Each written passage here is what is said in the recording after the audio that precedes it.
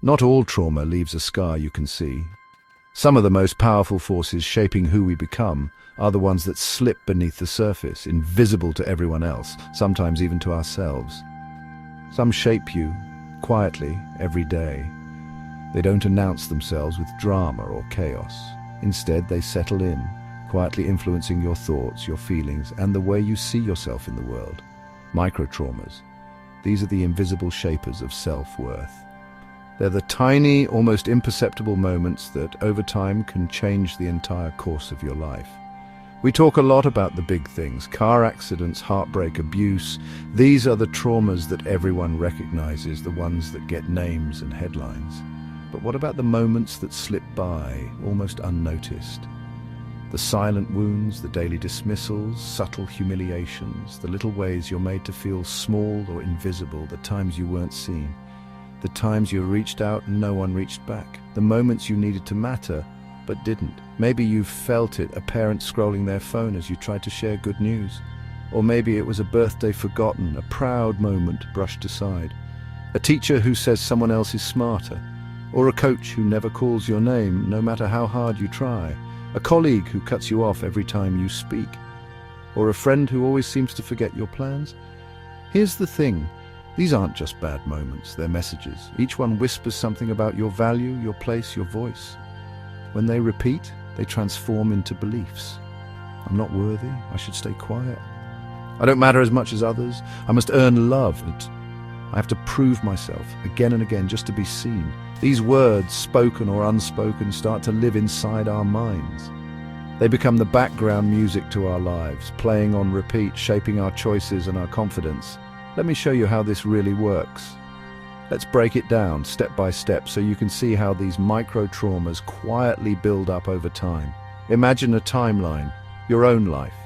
Picture the moments, big and small, that have shaped you. At first, maybe you're outgoing, excited, filled with promise. You believe the world is open to you, that your voice matters. But those little jabs, unnoticed and unaddressed, begin to nudge you. Each one chips away at your confidence until you start to wonder if you should just stay quiet. Over time, you start second-guessing yourself. You hesitate before sharing your ideas, afraid of being dismissed again. You shrink in meetings, afraid to speak up. You might even avoid opportunities, just to protect yourself from more of those tiny wounds. Or maybe you push yourself to exhaustion, desperate for approval. You work late, say yes to everything, hoping someone will finally notice your effort. Microtrauma leads to a thought. A single moment can plant a seed of doubt that grows with every repetition. That thought, repeated, becomes a belief. It becomes the lens through which you see yourself and the world. That belief, it shapes your behavior, your relationships, even your dreams. It can keep you from reaching out, from taking risks, from believing you deserve more. It's like a script you didn't ask for, but it's running your show. You find yourself acting out patterns you never consciously chose, but here's the twist. This isn't hopeless, to you. You're not stuck with this script forever. The beauty is, once you name it, you can change it. Awareness is the first step to rewriting your story.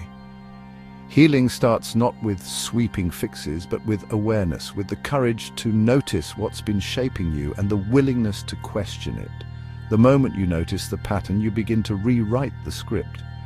You start to see where your beliefs came from, and you realize you have the power to change them. Maybe you start journaling, giving yourself space to question those old beliefs.